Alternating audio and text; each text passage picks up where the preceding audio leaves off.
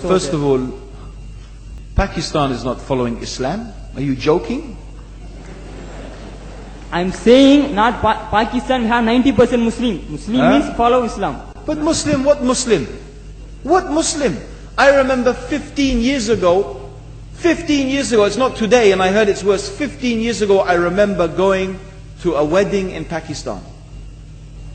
A wedding where men and women were mixing freely. Where the bride was dancing on the stage with all the male members of the family dancing on the stage. I am sure somewhere around, we probably hidden in a corner then, but I hear now it's open, drinking alcohol. What Muslim are we talking about? This was 15 years ago. Now I hear it's even worse. Oh yes, they're Islam. When the bride and the groom are walking to the car, they're holding the Quran over their head for blessing. That Islam? That's not Islam. What Islam is that? That's exactly the thing I'm talking about. That's why Muslims are in such a mess. Because of this nonsense, this hypocrisy, actually they are insulting the Quran by doing that. Amongst all of this haram, they think that the Quran, holding it over their head, is going to bless them because they're holding it. What is that? Where did they get this from? So, I don't know what we're talking about. In fact, this is the problem.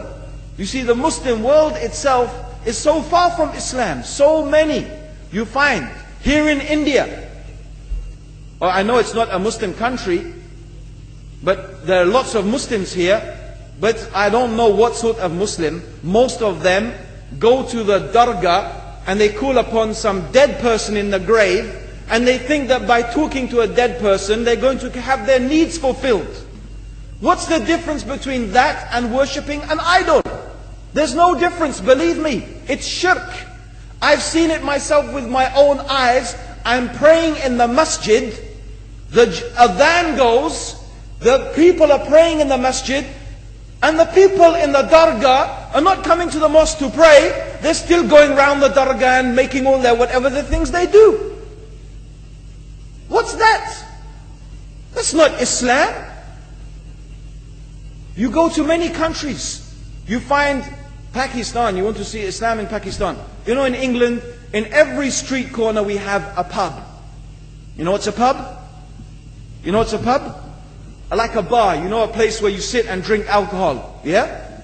Yes? In Pakistan, believe me, they have something worse than that. Yes, worse. On every street they have a picture of a palm. Everywhere you see it, hanging from the windows. They have the picture of a palm. What's that advertising? Something worse than drinking alcohol. An invitation to disbelieve in Allah. That they're going to read your hand and tell your fortune. Shirk. It's shirk. Whoever believes, the Prophet said, sallallahu alaihi wasallam, whoever visits a fortune teller out of curiosity, Allah will not accept their prayers for 40 days. Whoever believes in the fortune teller has disbelieved in Allah and His Messenger. That includes, by the way, horoscopes. Yet you see in Pakistan, a picture everywhere of a hand. Worse than a pub. Worse than a pub. It is better to drink alcohol than make shirk with Allah. Yes. So this is the Muslim countries. You will not find one except they are not doing magic and shirk and kufr, or except maybe one or two you will find. So this is the state of the Muslims. So no wonder we're in the confusion and the chaos. So these are not good examples. And this is really, in fact, the very reason that I'm saying why we are in such a big mess.